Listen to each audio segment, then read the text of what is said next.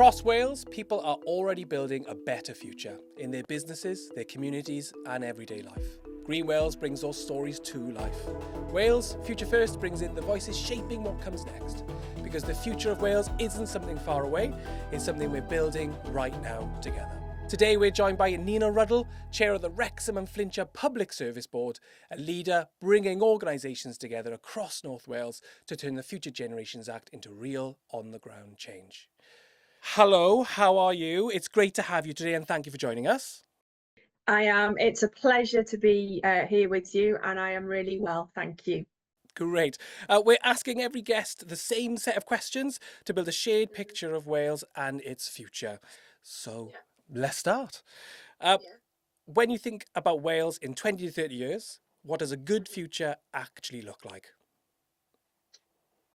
Yeah, it's a great question. And I think reflecting on it, I'm a mum as well, and I've got teenage children, and I think I often think about their futures as well. And if I have grandchildren, their futures. But I think for me, it's one of fairness in society, because I think that's the root cause of a lot of the key challenges we're facing across society at the moment, that's causing significant polarization.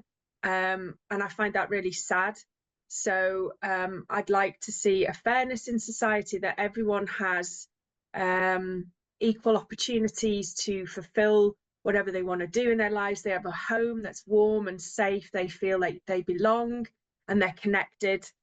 And they have everything around them that is helps them, support them to be in a good place, you know. And I think that seems quite simple, but actually in where we are in society today, it feels like it's further away than ever.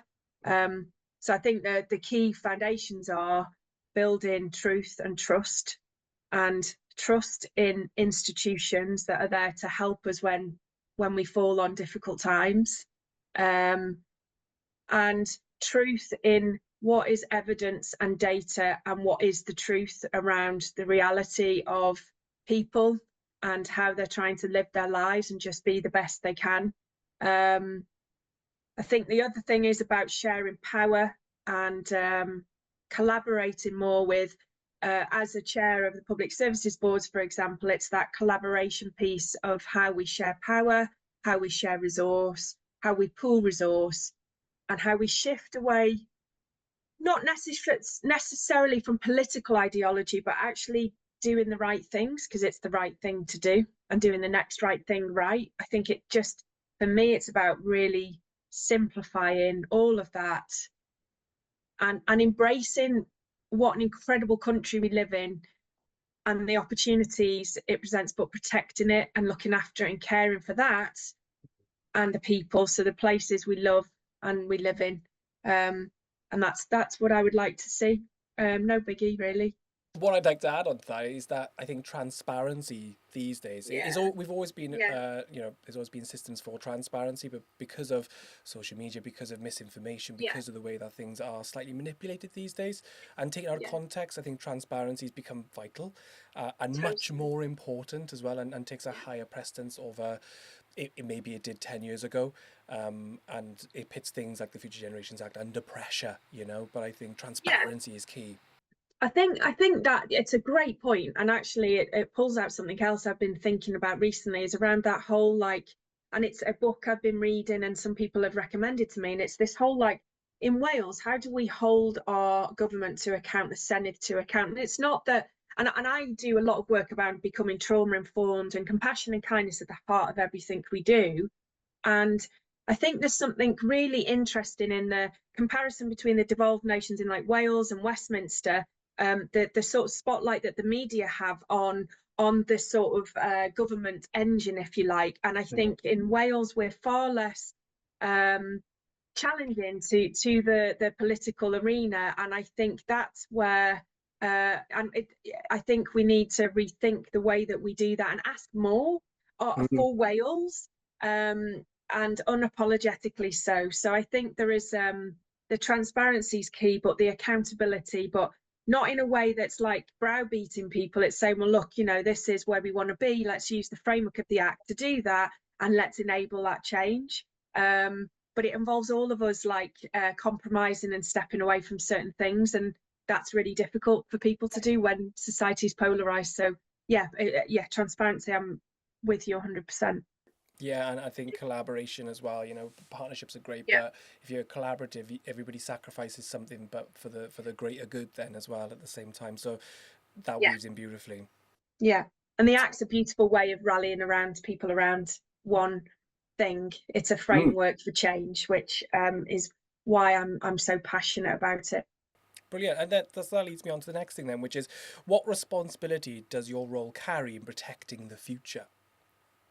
Yeah, I feel a really weighty responsibility. I think whether I've like put it upon myself, I'm a geographer, so sustainable development, the principles of the act are at the core of everything I've loved and learned as I've grown, if you like, and we're constantly evolving and changing. So the way I my roles and responsibilities are to steward the partnership landscape and system across North Wales. Now that sounds really like brand, and it's not because I'm a positional leader. It's more that I'm working with lots of partners so I can influence and bring communities and leaders together, and that middle bit, which is where the action happens, where we actually deliver, which builds the trust. Mm. So I think I'm almost like a convener without controlling, and weaving the partnership landscape and the system together. So, for example, in North Wales, we've got the 3 public services boards, and I bring them together through the Insight Partnership for North Wales, where we've got an Agenda Cymru, which is a website to support and share all of our work because we're one region, but also share that with the citizens, and also share and showcase the real innovation, that social innovation, those pieces of work that are really pushing boundaries, that are have been enabled through an informal partnership infrastructure that we've created because we saw a need. So we weren't mandated. I worked with loads of partners. So it's, for me, it's systems change. So it's about how we use data, evidence, and insight. And by that, I mean stories, communities, efficacy, advocacy, agency to create change and be part of the decision-making process, with that element of how do we engage in that two-way loop, and then how do we use all of that to change the system. Now, unless you understand the system in its broader sense of the regional partnership board, we've got active North Wales, we've got corporate joint committees, we've got, you know, a significant partnership landscape that's arguably more complex in other parts of Wales, but in North Wales we've got this visibility of it now, which is the work I do to bring it together. So I guess that's what I see, is that my role is about enabling that learning, innovative ecosystem that is holding innovation in the system long enough to create the changes. And by that, we do it through networks, through relationships, through trust, through data, through evidence, and then delivering.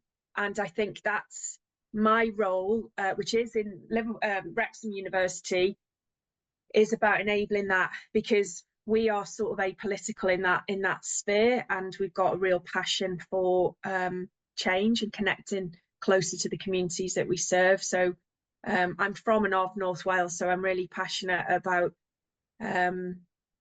making a difference in the work I do. So I do feel a big weighty responsibility, but I feel very privileged and lucky to have a role where I can actually organically do those things and change those things and have conversations and create those incredible networks of people that are all care about the same thing, and coalitions of the willing to mobilize against change. So it's all good.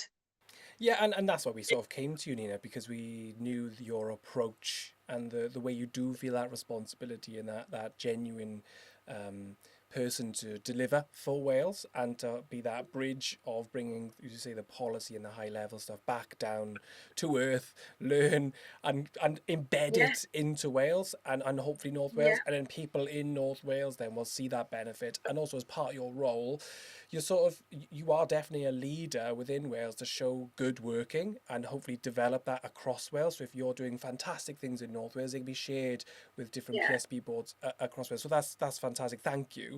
So yeah. where are we still reacting instead of preventing? We're not preventing things, so that's almost my answer. I guess that Yeah. we know, despite having rigorous data and evidence that says we should be doing certain things, we're still not doing those things that need to happen. So, focusing on, looking at GDP as a measure is not a great measure on the well-being of nations, which is, I think, the direction of travel we're all going in, but we still can't find the metrics to measure it. So therefore, how can you deliver against a system that doesn't know how to measure what it's trying to do anyway? So it's a really, and against that backdrop, then polarization, the populist sort of approach. So we've got this real challenge, and I think it's just looking how we go upstream in that prevention space around health, particularly because, it's that we can't have wealth without health. If we haven't got a healthy population that have got homes that are warm and safe and they feel connected and belong into communities, they have access to things that bring them joy, like art and creative stuff, then actually, how can we have a skilled workforce that's going to meet the needs of the future and be agile and responsive and resilient to the changes and the shocks that come globally, locally, regionally, in every sense? So I just think we haven't got the whole picture. It just feels like there's no whole systems approach to the way that we're doing this and I think that's where the Act, for me, is a significant framework to allow us to look at that, the wheel of the 7 wellbeing goals, but more importantly, and what I always say is the real tough stuff is the 5 ways of working, which are set out, and we talk about them, look long term, prevent, integrate, involve, and collaborate, and they all sound like great, but it's really, really hard to do in practice when you've got a system that's been created arguably a long time ago, and now we've got to adapt and change the system to meet the needs of communities now, and we're just not doing that. We're not listening. We are listening, but we're not acting, and therefore that's where trust is getting dissipated, and therefore polarization happens. So, and again, it sounds dead easy, but you just got to roll your sleeves up and also get on with the actions that we know have to happen. I don't know, do you? Yeah, well, there's a lot of synergies there, and I was just writing some notes because I felt really passionate. I was like, I can say this. So you're right with measuring and adding growth. It's by GDP that if you have a lot of growth, that does not mean you pull people out of poverty, because that's the way they look at it. They go, if you've had 5% of growth, you pulled this many people out of poverty. But actually, how we should measure our country on the Future Generations Act and our delivery on the Future Generations Act. So how much have you delivered for long term? What the percentage of collaboration? What's the percentage of prevention? And what's the percentage on integration and involvement in Wales? And that's how we should be measuring it. And because, again, you say about what it used to be in the past. In the past, it used to be you'd have a chunk of money, you partner with an organisation, you'd come in, solve a problem, and then you'd leave. But what we've learned is that solves nothing. It's short term, because you'll go in, you'll solve the problem, and as soon as the money runs out, you leave, and the problem either returns or it comes back in a different way. I think trust has massively been eroded in all these systems because of the way that we act in that way, which is being on the road and having all the interviews.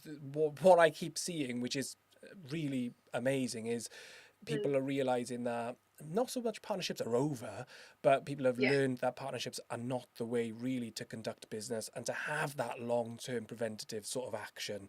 And companies now are collaborating together, and they're growing institutions and a network together, which is what GreenWales is all about. We have a collective, and we're seeing that growth by helping each other. And you're right, people, we said at the beginning, people have to sacrifice a little bit when they do collaborate. They can't own it all. They can't go, look at me, look at this amazing project. It now has to be, actually, look at us, look at this network. And it might be a hub, in North Wales that has 150 businesses. I wouldn't think it'd be nationwide. Some of them will be nationwide, but it's all these pulling up, all these businesses being pulled together. And if you think our economy is, I think, about 95% SME, 80% of that is micro. I think 60% of that is zero employment. So it's one person with a business. it shows you that that's vital for Wales's success in the future. We're not like England, we're not like Scotland. You know, yes, we are part of the union, and that's fantastic. But the way we approach the country has to be much more different, which is why the Future Generations Act, I think, is a beautiful thing, because it's not going to be perfect tick box, straight away. It's going to take 10 years, just take 20 years, and we're embedding it bit by bit. Sorry, Nina.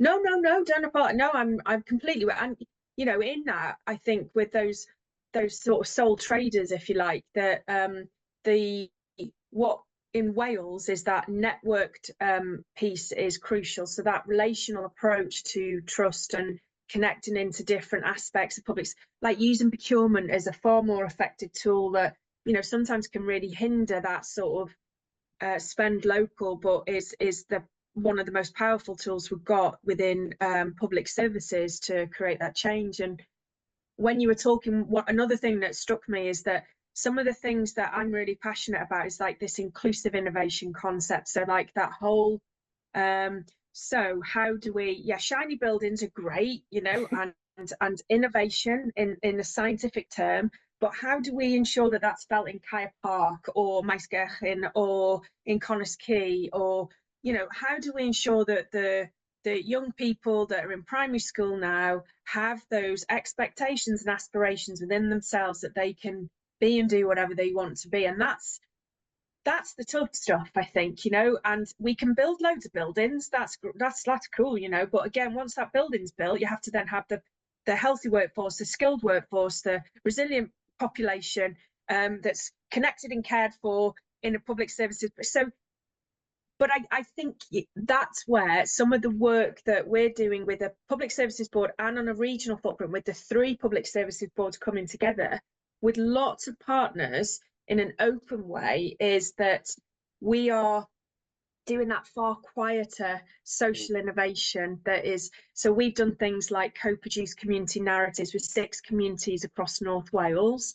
And we went into sort of Tipawb to Wrexham, in Wrexham, Aberfraw, in Anglesey, Porthmadog, Pensarn, and Conway. And we wanted to understand the community from not the data and the numbers and the metrics, but actually from a community perspective, building trust with artists and creativities and culture and connection. And that's given us such a rich insight now to then shape what we do next and how we understand the challenges within a community, so that actually we can really deliver. And I think that's my biggest thing now for me, is how do we deliver together? And I think that's my next big, okay, we know all of this stuff, we know where the challenges are, let's work and listen together with communities to create the change. And that sounds really simple, but that's the tough stuff, I think, for me. You're right, it is the tough stuff, because normally you have approved partners, approved supply chains, and that stops you, and that's normally the stopping thing that gets you into the grassroots and lets the micro businesses come to you and be like, I've got a solution. If you think, we talk about Scope 1, 2, and 3, which is about your emissions. Viewer at home, don't panic. But Scope 3 for a business is anybody you work with and all their emissions that they produce. And actually, the micro businesses in Wales are in a fantastically unique position to deliver any large businesses lowering of emissions. I say Scope 3 because it's the easiest way for me to say it, but I want everyone to sort of understand it at home as well. Because if you have a business at home and you see somebody delivering it and they have a huge supply chain, you at home are going to be able to deliver a service for the public service boards or for organisations, and immediately it'd be a more attractive offer, which has immediate social value, immediate value to the economy. And I think you're bang on. It's where you've done your reporting, you've seen what happens. The next bit now is actually empowering and finding the people on the ground that can deliver those resources and deliver those services, because they're there, they are right there.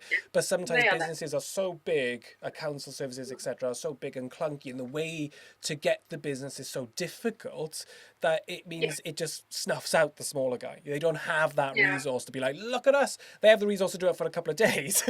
Look at us. But it's having the mechanisms to go, we're going to find these people because they are going to be the answer. And I think that is the next step that I'm seeing everywhere. And this is absolutely crucial for the success of the Future Generations Act, the success and prosperity of Wales. And I think the trust that comes back into our institutions and the way that we act with business. And that I'm seeing definitely green shoots of it everywhere, but there is also risk. There is risk because the easiest thing is to go back onto your big suppliers and for them to answer it and for them to deliver social value in the way that they see fit.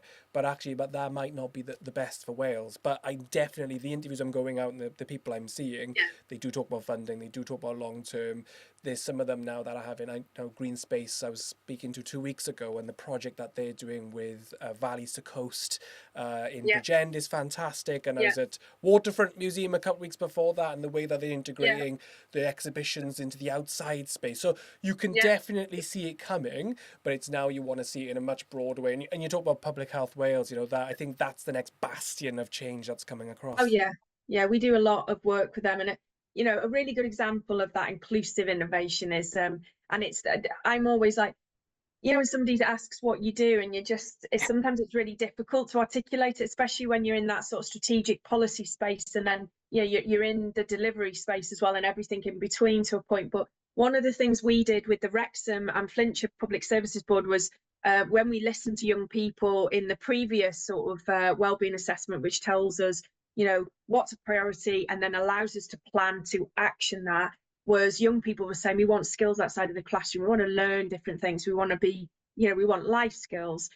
So what we did collaboratively with colleague Cambria and then in Wrexham and Flintshire was work with 191 young people to create a children's university, but it was all extracurricular learning outside of the classroom, drawing in community assets, so all your clubs around you, your theatres, your museums, to really engage young people in what is on our doorstep and our assets in our community, which they are a really fundamental part of now and in the future, and building that sort of citizen civic sort of society approach. And then we also rolled it out across North Wales with 51 schools and 1,100 pupils, so that we've got an evidence base now that tells us if we focus on deep-rooted deprivation in those schools, then actually we can really shift the dial on the aspirations, but also the expectations that those young people have on themselves, and the way as a civic society we wrap around to support them. And it's not just leaning on just government or local government, actually all the partners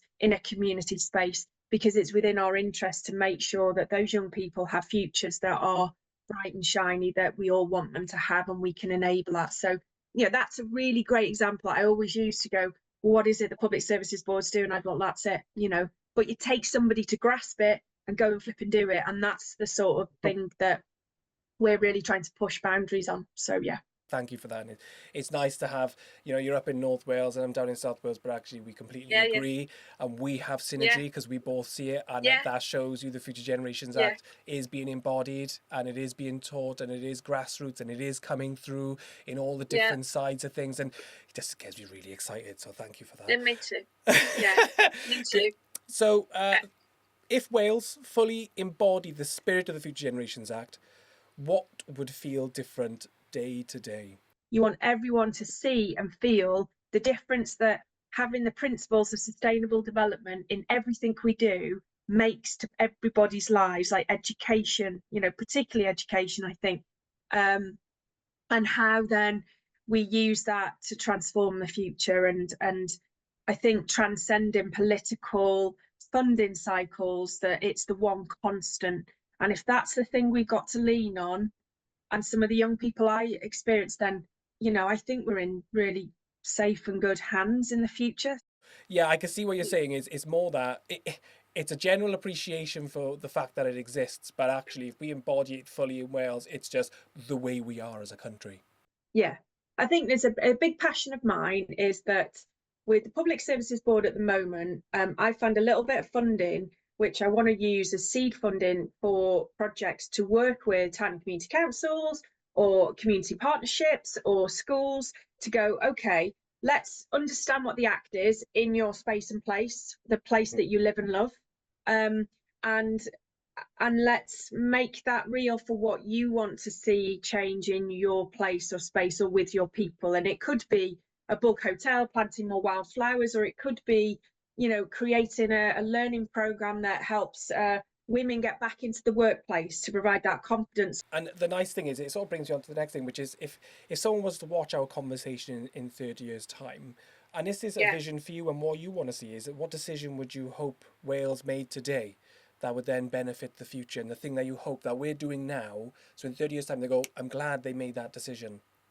If we just took things with a bit of empathy and understanding and kindness and approached everything in that way, then I think it just reframes the whole conversations that we have, be it in our lives, be it in our work, be it with our family. I think just that sounds really You're being more, you know, a compassionate Wales, having a Wales that is more yeah, compassionate. I think in 30 years, as you say, the world is quite unstable, and you say it's polarizing. So in 30 years from now, yeah, you hope that we've brushed that aside and become more compassionate as a country, just as a yeah. as an identity. Yeah, because I think if we have that as our foundation, then you can't go far wrong with everything else you're trying to do. So I think, you know, keeping it dead simple, because we can all be more kinder and compassionate in everything, the way we think, the way we approach people, the way we welcome people in.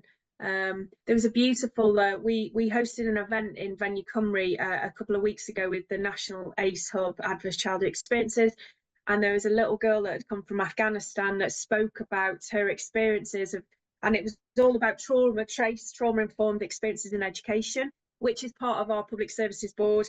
And she stood up and she said, and she was 10, and she said, I would like every school in Wales to have a Croeso Cymru, where the schools welcome young people. You know, she'd come from Afghanistan and in wartime when the Taliban came back in, and the school welcomed her with open arms, and she felt welcomed and felt like she belonged. And I think that always makes me quite emotional, because everybody needs a place to belong. And I think if that's the one thing we can do, then I think that's a hugely it's a thing to be very proud of as a nation. And I think as Wales, I think you know, I'm really proud of Wales, of that community spirit and that banding together and that Yeah. joining of people together. We don't Mm-hmm. People can try and influence from the outside, and sometimes it's a bit successful. But I always feel like we do band together. We're a country of Yeah, I do. common sense, and we're a Yeah. country of looking after one another, because we're very small, you know, and we've only Yeah. got what we've got. And Yeah. there's a long history of what's happened in Wales, and Yeah. we are now becoming more independent as a country. We are finding our feet, and I think we're in a time where we really are finding our identity as a country, and it's Yeah. such an exciting time. And I think the It Future is. Generations Act does a beautiful job of helping us, and sort of Yeah. guide us through the guardrails of making sure we help us make good decisions as well. So that's Yeah. amazing. Um, Yeah. so last one from me then, and this is one of my favourite ones to sort of ask, is no pressure, but I'm sure you'll have a whole list. Um, Building it up. I know, I Yeah. just love it so much. I always get so excited. People are like, oh, what's he going to ask? Is there a project or organisation in your orbit that you think is quietly doing brilliant work that GreenWales should go and see? And before I finish, we're going up Yeah. to North Wales in May. So we're going up with you at Eisteddfod. So we should be up there, and we should be hopefully able to reach out to them and go and see them Okay. as well. Okay, there's definitely things then. So I work with the amazing PSB in Gwynedd and Morn, as well as Devonshire and Conway.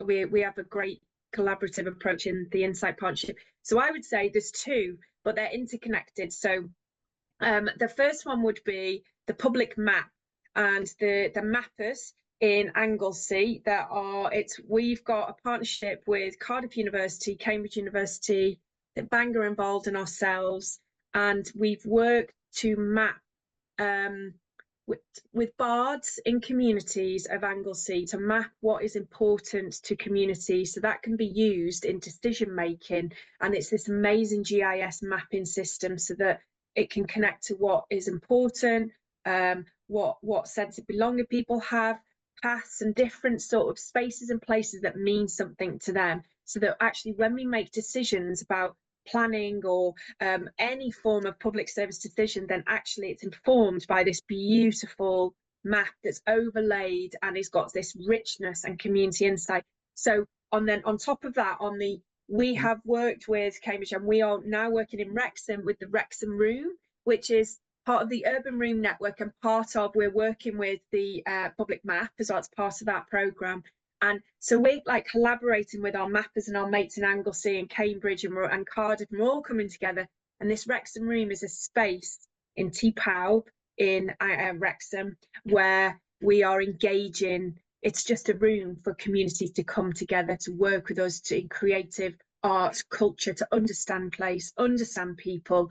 And we're going to create a roaming room that goes into different communities. So we're working with Kaya Park Partnership. It's really exciting. So there's Stefan Gwynn is based there, and I can put you in touch with the brilliant mappers in Anglesey as well. So I'd say those two. So it's the northeast and northwest. I think there's something in the middle I can think of as well. But honestly, they're incredible, exciting, forward-thinking spaces that communities can own and create and shape with us, so that we can plug it into the system to change it. So it's super exciting.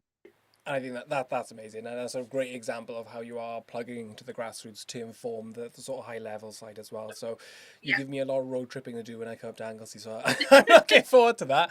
Now, normally at the end of every episode and everything that we do, we award people with a little GreenWales badge. So I'm just going to hold this up here because you're obviously way too far away for me to give this to you. Oh, gosh. But don't worry, I'm going to do this. You can see this. So it's got recycled steel and recycled resin. It says GreenWales. Now you're coming part of the collective, and the collective is not a membership. It's a collective of trusted individuals who are actually delivering on the ground for Wales. Wonderful. So I'm not going to send this to you. When I come up to North Wales, I'm going to come and give this to you, okay? Yes, we'll have a picture in the Wrexham Room. That's it. There we go. We've organised how we're going to meet next at the same time. So that's great. Yeah. So literally, where does long-term thinking break down in practice, and what does that look like on the ground?